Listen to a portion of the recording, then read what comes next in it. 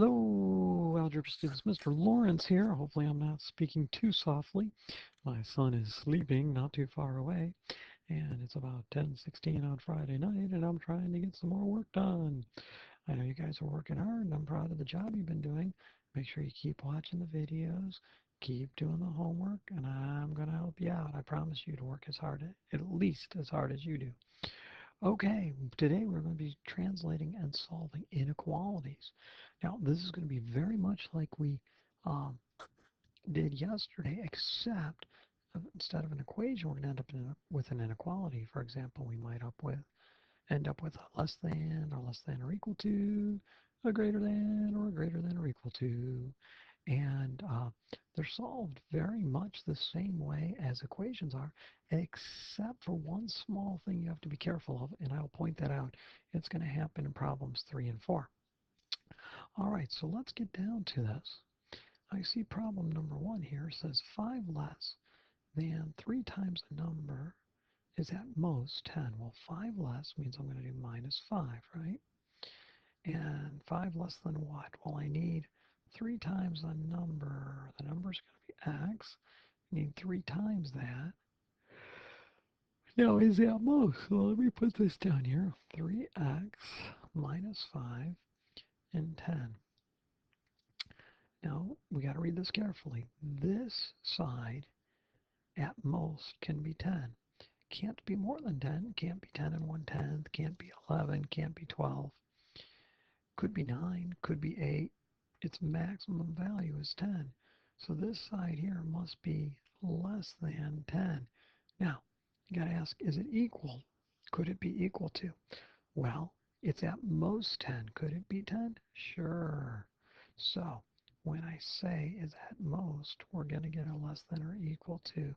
And of course, there's the 10. Okay, now that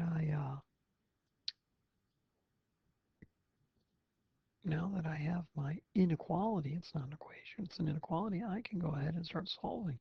And I'm going to listen to Saddam the same way I would in an equation. So I'm going to undo the subtraction. By now you should be an expert at this kind of thing. And we are going to have 3x less than or equal to 15. Then of course I'm going to divide by 3. And then x is going to be less than or equal to 5. So on a number line is a great way to show you what this answer means. We've got this 5 here, right? 5 is the important number. Okay. Now it's going to include 5, my answer, because x can be any number less than 5, and the equals part is equal to 5. So because it's equal, I'm putting in a closed circle. Now I need all the numbers that are less than or equal to 5. Well, wouldn't all of those numbers be this way on a number line? Right? And so I do this shading kind of thing to show that 4 works, 3 works, but also, right here, 2 and 7/10 works. Of course, negative 300 and 125 thousandths is also on this number line. You don't actually see it, but if we went long enough on the number line, we would run into this number.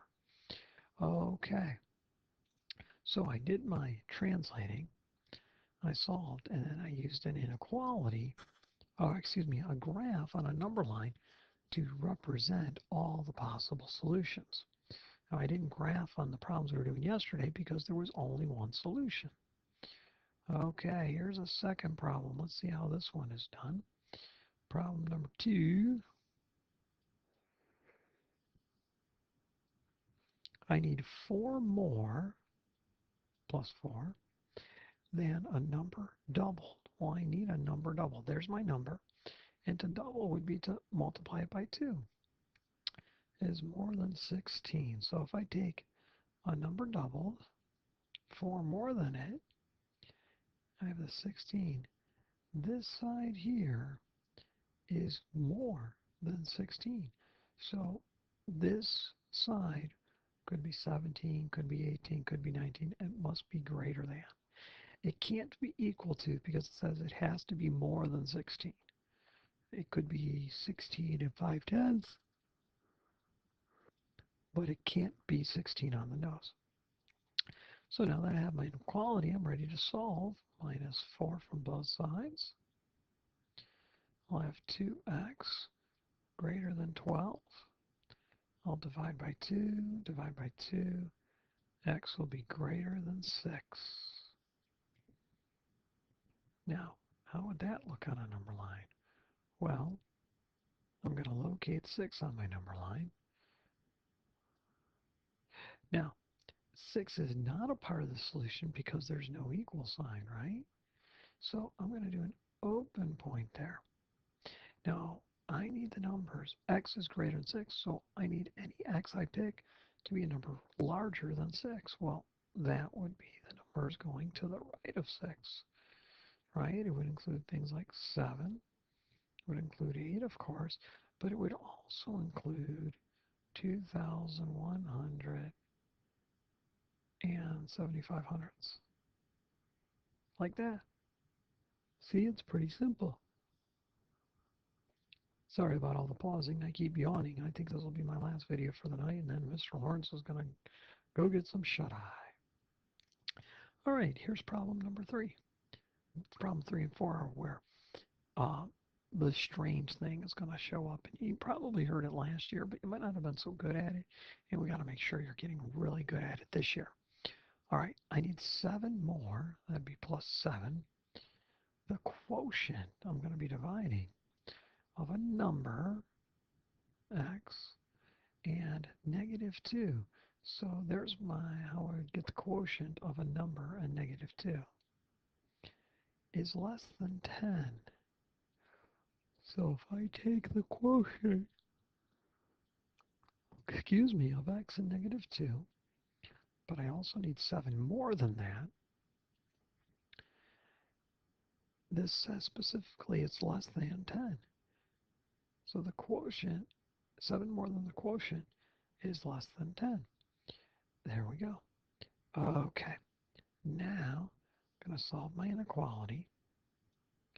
Listening to Saddam, and I'm going to get x over negative 2 is less than 3. And of course, to undo the division, I'm going to use multiplication.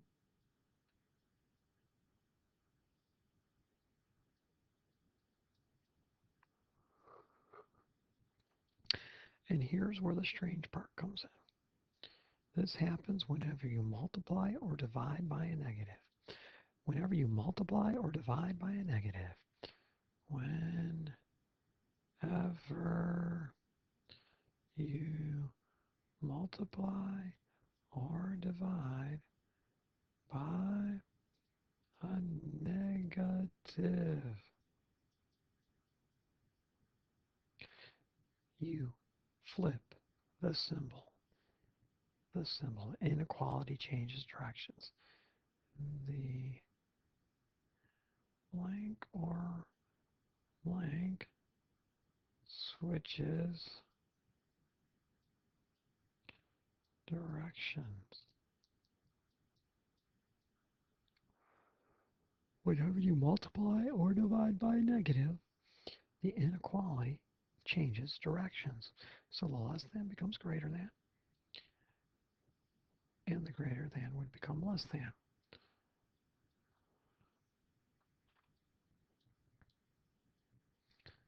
Just like that. See, the less than became greater than, and the greater than became less than. Now, by the way, some of you have a hard time reading these, which is really a crime because you're in 8th grade. But this one roughly looks like an L, doesn't it? Roughly looks like an L. And also, if you hold up your left hand and look at your index finger, and then put your thumb out at a 90-degree angle, like that, it looks like an L. It's on your left hand. and it's known as less than. Left hand, less than. All right, so if you get confused on a test, you can hold up your index finger and stick your thumb out to the side, and you'll get it's on your left hand. That's the less than symbol. All right, let's do one more problem, then we can wrap this video up and I can get some sleep. All right, let's see here. Problem number 4. The difference, that means to subtract, of 8 and twice a number. And just like in the quotient problems, we do it in order. In this one, we're going to do it in order. So the difference is going to be 8 minus 2x. It says is greater than 24. So I'm going to get rid of this 8 by subtracting. And I'm going to have negative 2x greater than 16. And then I'm going to divide by negative 2. And then x is going to be less than. Why? Because I divided by a negative right there. Did I divide by a negative? I did. I divided by a negative.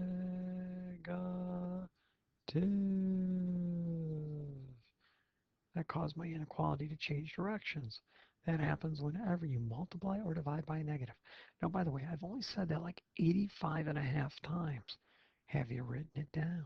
I hope so. 16 divided by negative 2 would be negative 8. Oh, you know what? I didn't go and put my answers on the number line for problem 3. Pardon me. I'll do problem 4, and then I'll go back to the number line. So I find negative 8. I don't see an equals, so I have an open circle, an open point. Now I need the numbers less than negative 8. Well, don't numbers get smaller as you move left? Is it like negative 10? Isn't that less than negative 8? Sure it is. So let's go to the left like that. And that's the solution set right there, a picture of the solution set. Let me go back to this one here. We had x is greater than negative 6. So to get the picture of it, I will identify negative 6. And it doesn't say equals to, so it's going to be open. And I need the numbers greater than negative 6. Well, isn't 10 greater than negative 6? And 10 is way over here on this number line, so I'm going to shade towards 10. And there you go. Pretty simple stuff. All right, Mr. Lawrence signing off. Good night, everyone.